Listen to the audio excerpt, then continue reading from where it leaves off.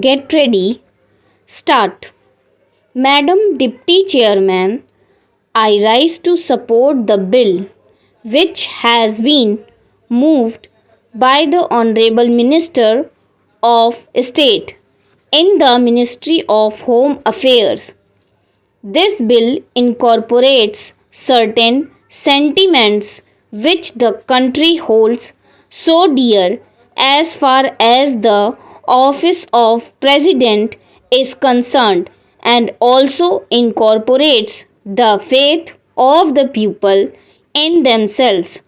that when they will elect a president, the person who would be occupying the high post would be a person who would have not only the love and affection of the people, but would be, as the Honorable Minister pointed out, a dedicated politician whose whole life is dedicated to the service to the nation. Before he came the president, during his occupation of the office of president, and even after he retired from that office.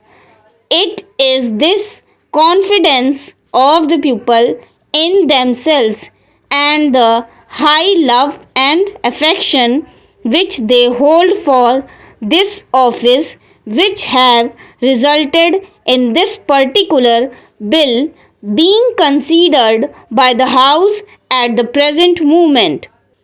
The Honorable Minister has pointed out that the President who has just retired has fulfilled all the requirements which are the basis of this particular measure, and the measure which was passed in 2001. I wish that he had mentioned the last Governor General also, to whom both the measures apply. Whether we may agree or may not agree with the last Governor General on some of the political views that he holds, there can be no two opinions that the last Governor General was also an illustrious son and is an illustrious son of this country, and deserves all the consideration, all the love, and all respect of the country which are being incorporated in the present measure and were incorporated in the 2001 Act. While therefore fully supporting the measure which is now before the House, I would like certain clarifications regarding the rules that are going to be made for giving effect to the provisions which have been incorporated in the present bill. In the statement of objects and reasons, we are told that a person holding the high office of president has, even after retirement, many people calls on him, and it is therefore considered desirable to provide him with secretarial staff. It is further stated that the bill provides for a staff which may be engaged for the president. Staff might be appointed for him and office space might be provided for him. It is because of this that certain misgivings have arisen in the minds of some of the members, and they want it to be made perfectly clear that the staff will be appointed not only for the ex-president but will be appointed by the ex-president, and it will be his wishes and his desires that will be taken into account when a particular person is being appointed.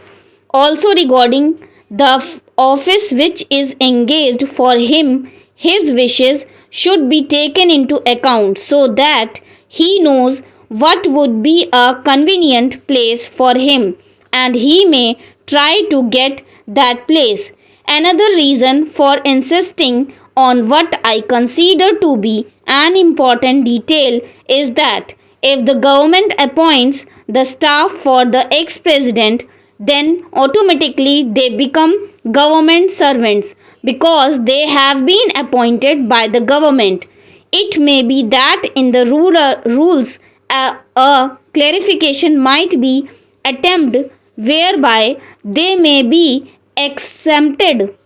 from some of the service conduct rules which are applicable to normal government servants. But even there, it will be much better that this should not be left in any doubt,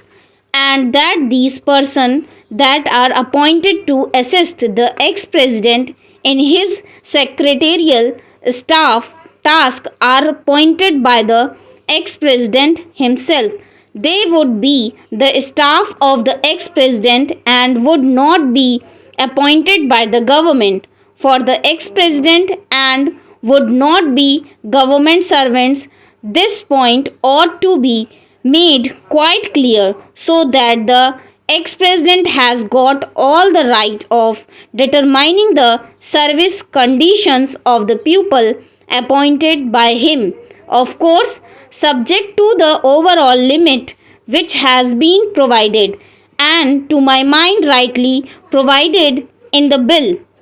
Within that overall limit, perhaps it will be much better to leave the rest of the matter to the President himself, so that we may also express our further confidence in the President to the effect that he would utilize it with discretion and with all sense of responsibilities and fair play, and taking into account the interests of the public and of the public exchequer too.